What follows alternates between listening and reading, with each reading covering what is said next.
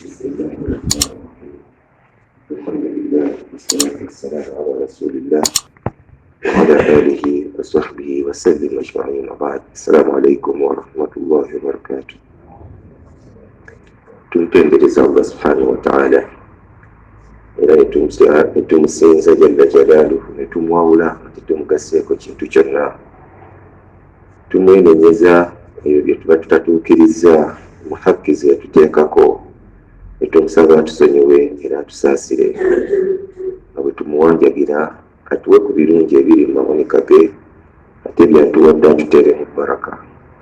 Asa okusaasira n'emirembe kwekitiibwa nabbi waffe Muhammad sallallahu alayhi wasallam ne basahaba be ne battabiina n'emirembe yajaddako okutuusa Allah subhanahu wa ta'ala lwalizingako ensi. Nabbi sallallahu alayhi wasallam tulabye nti atambuza obulamu bwe ng'ali mu Madiina mu ngeri y'okuzimba ensi ensiraamu, the first Islamic state. Mu myaka 5 bingi byazze akola era akyabikolera ddala paka ensi eno bw'enaabeera recognized. At this moment ensi tebannabagikakasa, bamwetoolodde Abakuraishi n'amawanga agaliwo n'obwakabaka obuliwo tebunakakasa Muhammadi n'abantu be, bulabanga bakyewaggula abatoloke Makka bajje bakole effujjo. N'olwekyo gino emyaka akyakuba mpenda akyatereeza nsi ye esobole okumanyika, bagimanye nti ensi yeetongodde. Mu mwaka ogwokutaano tuzze tulaba ebibaddewo, naye era mwalimu incidenti endala nga yalimu incidenti 3 mu incidenti emu, nga ne luno lwe lutalo luyitibwa Ghazwat Banul Mustalaq. Ghazwat Banul Mustalaq lutalo lwaliwo mu mwaka gwa 5 mu mwezi gwa Sha'ban kuba mwezi gwa 8. So mwezi gwa 8 mwaka ogwokutaano nga Nabbi sallam asenguse yagenda mu lutalo lwe Banul Mustalaq. Olutalo olwo litalo ebimu luyita Ghazwatul Muraisiya, so luyina amannya abiri, Al Muraisiya oba Banul Mustalaq.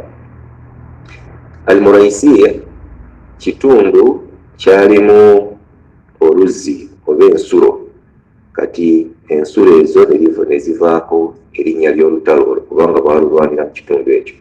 Ate Banul Mustalaq kyali kika oba baali bantu abayita bazzukulu ba Mustalaq. Mustalaq yali musajja w'amaanyi n'avaamu abantu abayitibwa Banul Mustalaq. Nabbi sallallahu alayhi wasallam afuna amawulire nti Banul Mustalaq beetegeka okulumba e Madiina bakube. Nabbi nga bwe tuzze tugamba yayinanga bambega be mu bitundu ebyenjawulo, naddala mu bitundu bye yamanya nti mulimu abamwinako obukyayi yasuulangayo bambega bamubuulirenga amawulire, baziyita al-uyun, ba spies. So Banul Mustalaq bwe baba bapangapanga okugenda okulumba Nabbi sallallahu alayhi wasallam, amawulire gamutuukako. Naye nga bwe kyali, Nabbi teyapapanga kukola oba kureactingira ku byawulidde. Mu kwagala okwekenneenya amawulire yasindikayo sahaba gwe bayita Buraida agende akakase ddala amawulire nti matuufu Banul Mustalaq beetegeka kujja tulumba. Buraida bwagenda mu Banul Mustalaq n'abatuukamu bamwekengera kuba baali tebamumanyi. Bwe bamukwata bamubuuza ate gwe gwani ononye ekyene waffe, nga bw'omanyi ekitundu ekyetegekera olutalo kiba very careful ku bantu be batamanyi. Buraida abagamba kituufu nze siri weeno, naye ewaffe eyo twawulidde amawulire nti mwagala genda kulumba Makka Madiina nkube Muhammadi n'abasiraamu. Mbadde nze kakasa amawulire ago, bwe kiba nga ddala kituufu mwagala genda kulumba Madiina, naffe tubayambeko, tubawe obuyambi, tubeegatteko okuva ewaffe, tukwate ejje n'ebyokulwanyisa tujje tubabegatteko tugende tukube Muhammadi. N'ababuzaabuza bwati. Kabaka w'abasajja abo baali bamuyita Al-Harith ibn Dirar. Al-Harith bin Dirar wawulira ekiteeso kya Buraida amugamba kituufu twagala genda Madina kuba nga tebatutegedde, naye oba nga bw'ogambye tusuubiza nti mugenda tuleetera amagye n'ebyokulwanyisa, genda mangu tubalinze tujye mutwegatteko. Buraida bw'atyo ng'abaddukako addayo e Madina ategeeza Nabbi sallam amawulire agakutuuseeko matuufu. Abasajja mbatuuseemu ne kabaka waabwe kenyini yenjagera naye n'antegeeza nti essaawa yonna bakulumba era mbadde mmulimbye nti mbaleetere eggi. Nabbi sallam bw'amala okukakasa amawulire nti Banul Mustalaq bamutegekera mulumba, yategeka eggi ly'abasahaba 700 bagende beesooka abasajja bali nga tebannaba kujja Madina. Eggi eryo ery'abantu 700 lyalimu abannanfuusi bangi abagenderamu bamunafikuuni. Bwe bagenda abasajja bali babagwako tebeetegese. Jjukira babadde bakyalinda eggi erya Buraida lye yasuubiza nti lijja. Bagenda okulaba eggi terijja ate abasiraamu babaguddeko. Nabbi sallam bw'atuuka mu basajja abo n'alwana nabo, baabayisa bubi abasajja abo ne babawambako n'abantu bangi n'emmaali ne batwala nnyingi mu lutalo olwo. Buhunku bwe bawamba muwala wa kabaka oyo gwe bayita Juwayriya bintul Harith. Juwayriya yali muwala wa kabaka wa Banul Mustalaq. Bamuwambiramu mu lutalo ne battamu n'abantu bangi ne bawamba n'abasibe bangi. Bwe bawamba muwala wa kabaka, Nabbi sallallahu alaihi wasallam baswaba ne bamuleetera bagamba ono waaba mwana wa kabaka tumukuwadde. Mu ntalo nnyingi waliwo n'olutalo lulala tugenda okulaba olw'e Khaybar era bawamba muwala wa kabaka ne bamuwa Nabbi. So Juwayriya ne bamutwala ewa Nabbi ng'omuzaana awambiddwa. Nabbi sallam amuwa option bbiri: either siramuka oba okkiriza nkuwase, oba ogaanye tukutwale ng'omuddu. Juwayriya yakkiriza okusiramuka, era bw'akkiriza okusiramuka Nabbi sallam n'amuwasa n'afuna omukyala gwe bayita Juwayriya bintul Harith, omukyala w'endowooza nnamba 6 kati amuwasizza mu lutalo olwo. Omuwala oyo bw'asiramuka oba omukyala oyo bw'asiramuka, Nabbi n'amuwasa taata we Al-Harith gwe tulabye binti Dirar n'ajja ewa Nabbi sallam, tebaamutira mu lutalo.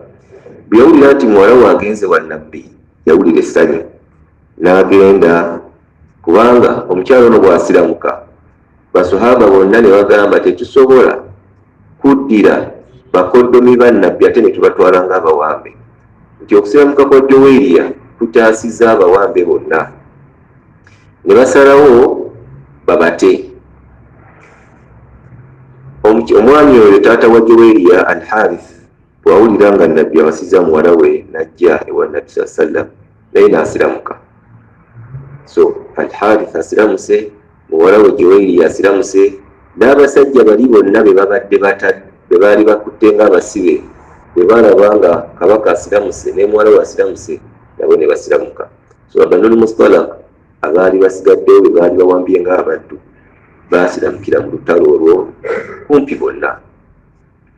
Olutalo bamaze odduwangula bakomawo e Madina. Walimu incidents 2 ezaagwawo, katwogereko emu. Baba bakomawo batuuka ku luzzi ne wabaawo omukozi wa Umar bin Khattab agenda ku luzzi anywe ku mazzi. Naye mwagenda ku luzzi asangawo omusajja Umar bin Khattab w'e Makka muhajir, ate bano asangawo omusajja w'e Madina Answari, ne balwanagana. Ow'e Makka muhajir omukozi wa Umar beesindika ne Answari. Mu mbeera eyo ne baagala okulwana. Omu-Answari kye yakola n'aleekaanira waggulu, ya lil Answar, abange ba Answari bannange mujje muntaase, omusajja w'e Makka ayagala kunzita. Ne muhajiri naye agenda okulaba nga ekibinja ky'Abanswari kijja, naye n'aleekaana, ya lil muhajirin, bamuhajiriina muliwa nange mujje muntaase. Kati ebibinja 2 ba Answar ne bamuhajirina bonna basiraamu ne bakwatagana mu malaka ne batandika okwagala okulwanagana. Nabbi sallam aba aliwo ali awulira oluyugano abuuza ate ekyo kiki? Bamugamba nti banswali bali wali baagala kulwana n'abamuhajirina n'ensonga bagimubuulira. Yajja gye bali n'abagamba nti muzzeemu, mwagala kuddamu enkola y'ekijahiriya gye nabasangamu? Mwagala kuddamu kulwana olw'okuba nti ffe tuli beeno na bano bali beeno? Yabagamba da'uha fa innaha muntina, ebyo bye muliko bimuleke, biwunya. Kwesi ekigambo kuwunya, muntina. Buli omu okudda mu kweyagalira mu kika kye, mu ggwanga lye, si kya mu busiraamu. Okuba nti mwewaanira mu ggwanga lyo okutyoboola eryabalala oba okukkakkanya eryabalala, ffe nga bagundi nga kyogendereddemu kwewaanira ku banno. Nabbi sallam yabagamba ekyo kye mukola kikyamu. Mukwerowooza nti muli ba muhajirina muli ba bbeeyi nnyo, nammwe okwerowooza nti olw'okuba muli ba answari muli ba bbeeyi nnyo mu ngeri y'okwewaanira mu biika n'amawanga, si kya mu busiraamu. Obusiraamu tebutuggyako mawanga gaffe, naye ate buvumirira at-ta'assubu al-qabaliya, okuba nti abantu beeraba nga babbeeyi ku bannaabwe, nti ffe tuva mu famire bweti, ffe tuva mu kika bwekiti. Obwo si busiraamu. So mu mbeera eyo okwagala okulwana okwo kwali kugenda okubaawo, nabbi n'akukkakkanya. Naye nga tannakukkakkanya, omusajja gwe bayita Abdullah ibn Ubay ibn Salul eyali akulembera bamunafikuuna, kuba tugambye olutalo olwo lwafulumiramu bamunafikuuna bangi, awulira amawulire ekibadde kigenda okugwawo bamuhajiruuna ne banswari. Bamutuusaako amawulire nti aba answari baagala kuba abamuhajiruuna badde bakyokooza abantu, kubanga Abdullah ibn Ubay ibn Salul yali omu ku banswari, basajja b'e Madiina. Yayogera ebigambo ebitali birungi. Yagamba nti abasajja bano batubeeredde ki? Ategeeza bamuhajiruuna abava e Makka. Abasajja twabayamba ne tubabudamya, bajja wano banaku ne tubawa ku maali, kati baagala tulinnyako. Okusooka ne Madiina yaffe bagyefuze, Muhammadi yatufuga, ogwira ava Makka. Nayogera ebigambo bingi.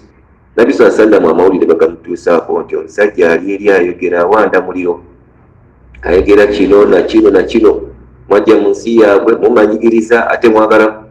Nabbi sallam yamuyita, yagamba Abdullah jangu, gw'oyogedde kino na kino na kino. Fakti yayogerako akagambo, tarehe ekawandiika, yagamba nti sammin kalbaka yakuluk. Omuganda eno agamba nti embwa gye weeyolera yekola ki? Yekuluma enteeka. Abdullah ibn Ubay yakwogerera eri, yagamba mwe mwakwatakwata abawarabu abamuhajiruuna ne mubabudamya, kati baabo bagenda obbakola ekigambo, bagenda obbalya. Sammin kalba yakula, embwayo bw'ogiriisa neegejja bulungi, ekivaamu kulya yo yennyini ekuluma. Ebigambo ebituuka ku Nabbi sallam amuyita amugamba gw'oyogedde bino na bino, yabyegaana nti sinabyogerako, tukumanyi tukuwa ekitiibwa oli nabbi wa Katonda. Naye ebigambo byanyiza Umar radiyallahu anhu. Umar yagamba nabbi, ya Rasulallah, musajja ono kamuggyeko ensingo, asobola atya okutujologa bw'atyo? Fe abava e Madiina twalimbwa, twajja tubudame, kamuggyeko ensingo. Nabbi yamugamba tomuggyako nsingo, abantu bajja kugamba nti Muhammad atandise okutta abagoberezi be. Naye nga nabbi yali amumanyi munnanfuusi, era ng'amanyi alina n'ekikozi kinene ekyabannanfuusi. Lutalo olwo aya oba suratul munafiquuna mwekira. Suratul munafiquuna ekkira mu lutalo lwa ghazwatul Banul Mustalaq, era erimu ekyafaayo ekyo n'ebigambo bya Abdullah ibn Ubay ibn Salul. Suratul munafiquuna etandika egamba idha jaaka almunafiquuna qaalu nashhadu innaka la rasulullah. Bajja ne bawerera nabbi, tugenda naawe mu lutalo tukakasa oli nabbi wa Allah, n'ebiddako ebyo. Zino zonna aya zoogera ku bannanfuusi paka gyekoma, naye mahallu shahid gyenyagademu, kubanga Abdullah ibn Ubay ibn Salul yagamba banne nti abo mubaleke mubalinde, tuddeyo e Madiina tugenda balagako. Ategeeza bamuhajiruuna bona basiraamu, mubalinde abo bamuhajiruuna, tuddeyo e Madiina tujja balaga nti ffe ate tuli bakitiibwa kubo, tujja balaga. Allah agamba هم الذين يقولون آية سام هم الذين يقولون لا تنفقوا على من عند رسول الله حتى ينفضوا. آية يوم سام فناغاما يوم نانا يقولون لئن رجعنا إلى المدينة. عبد الله بن أبي بن سلول نبني بيويرا bagamba nti bwe tunaddayo ewaffe Madina layukhrijanna al-a'azzu minha al-adal, ffe ab'ebitiibwa ategeeza abawarabu baayo aba Awusi n'Abakhazraj ba Answar tugenda kuzzaayo, tugenda kugoba bamuhajiruuna Muhammad n'abasiraamu be baava e Makka, tugenda bagoba mu Madina baddeyo bwabwe. lanukhrijanna al-a'azzu minha al-adal. Allah agamba walillahi al-izza wa lirasulihi wa lilmu'minin, ekitiibwa kya Allah, ekitiibwa kya nabbi, ekitiibwa ky'abakkiriza, walakinna almunafiqina la ya'lamun. So ekigambo kya Abdullah ibn Ubay ibn Salul Allah kizizaayo mu aya zino zonna zikwata ku bannanfuusi. Era bwe baddayo e Madina tebasobola kutuukiriza pulaani yaabwe nga Abdullah ibn Ubay ibn Salul bwe yali ajaagala. Eyo incidenti ng'emaze okugwawo eyali ey'okwagala okulwanagana wakati wa Muhajira ne Answar n'ekyafaayo kya bano, mwalimu incident endala ennene gyetagenda kumalayo just kikonako katono tugiraba omulundi oguddako. Mwalimu ekyafaayo kye bayita hadithatul ifk, okutemerera. Kubanga mu lutalo luno nabbi bwe yalinga agenda mu lutalo oba mu ntalo ze naddala ng'agenda kumalayo ennaku, yakubanga akalulu mu bakyala be. Eno tulabye nti ate n'abakyala bataano, yali alina abakyala bana kubanga Khadija yali yafa. Yakubanga akalulu mu bakyala be ani gw'anaatambula naye mu safaari. Ku mulundi guno akalulu kaagwa kwa Aisha bwe yali yakawasa emyaka si mingi emabega, emyaka 3, nga bw'agenda naye mu lutalo. Mu lutalo olwo baba bakomawo bava mu kulwana ne Banu al-Mustalaq, waagwawo ensonga ennene egyeri baliddayo.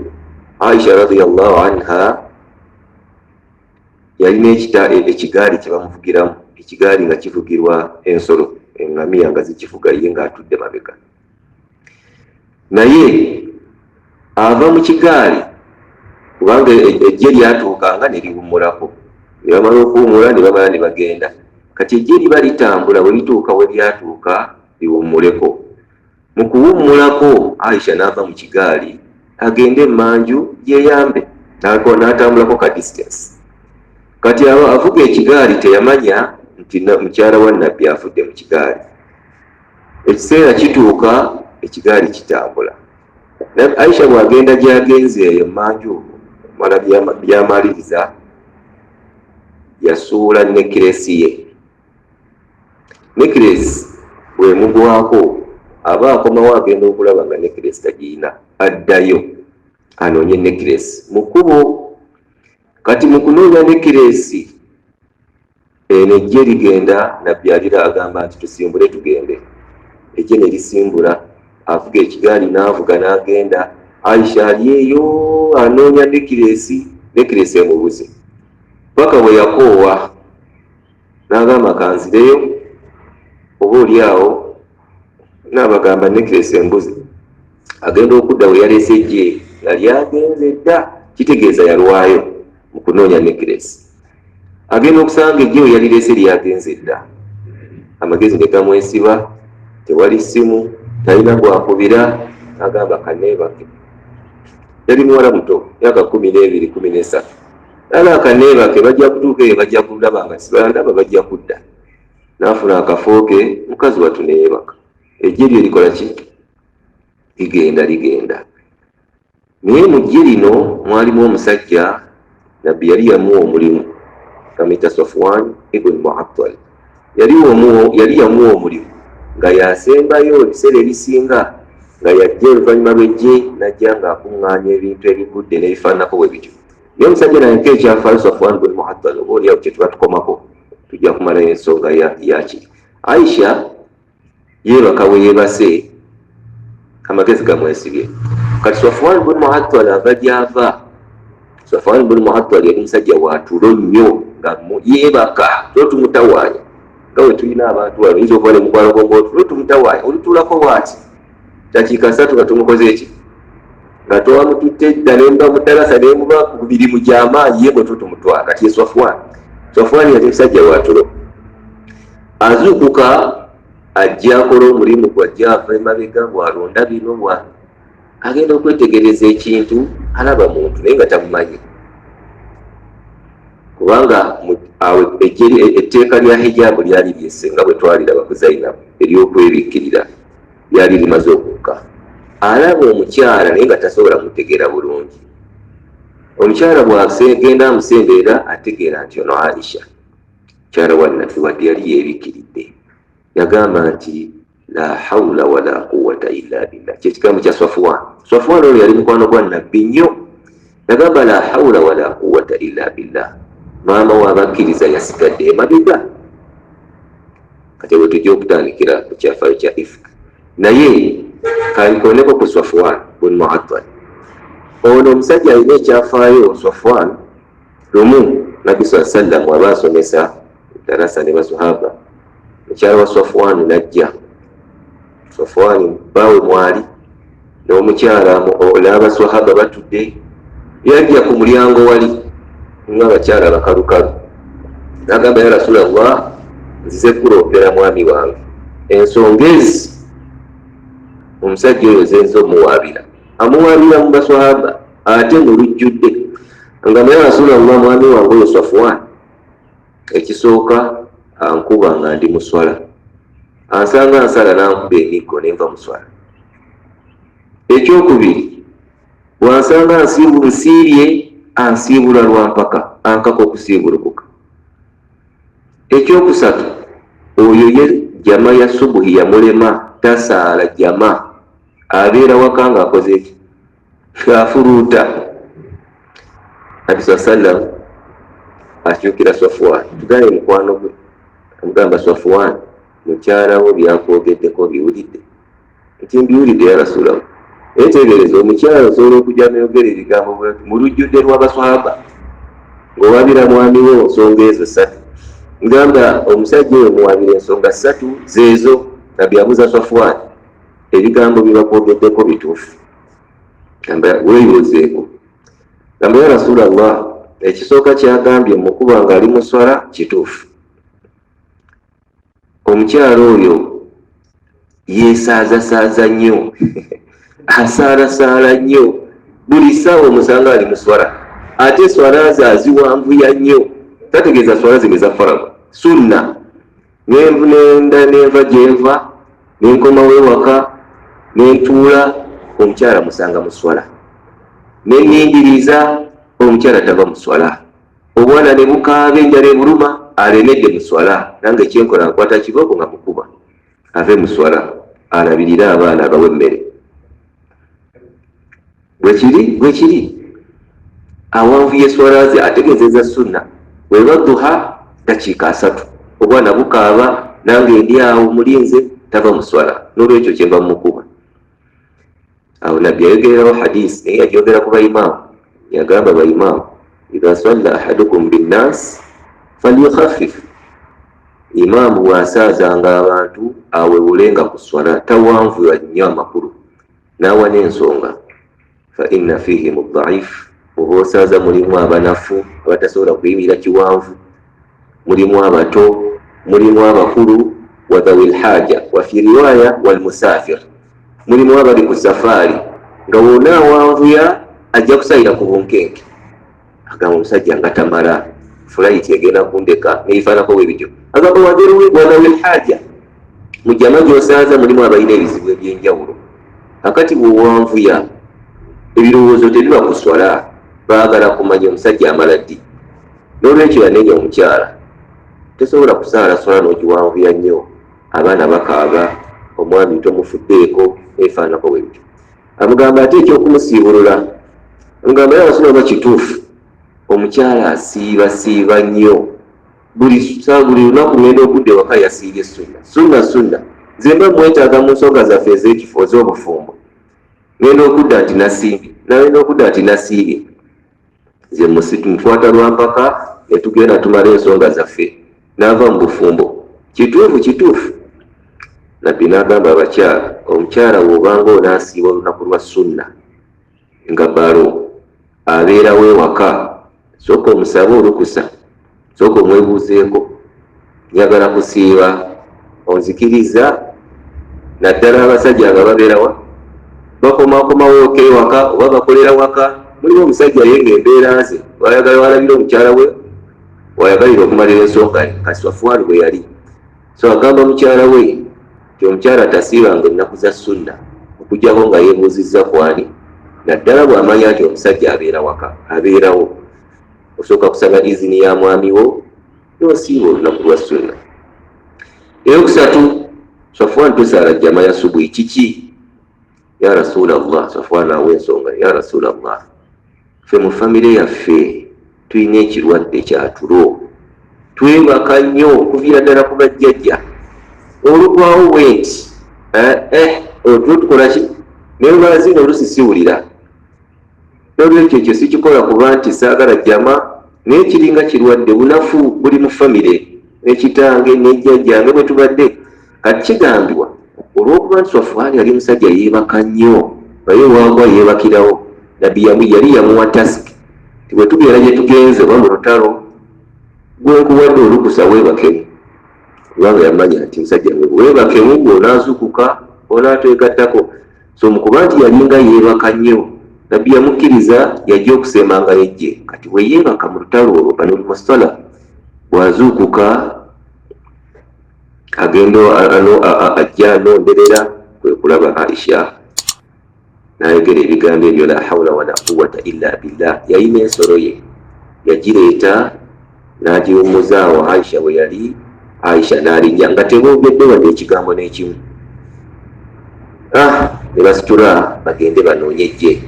Ejje lino baasanga lyatuuse edde Madiina, kitegeeza baali babalese ebbanga ddene. Bwe babasanga nga batuuse Madiina, ebigambo ne byogera.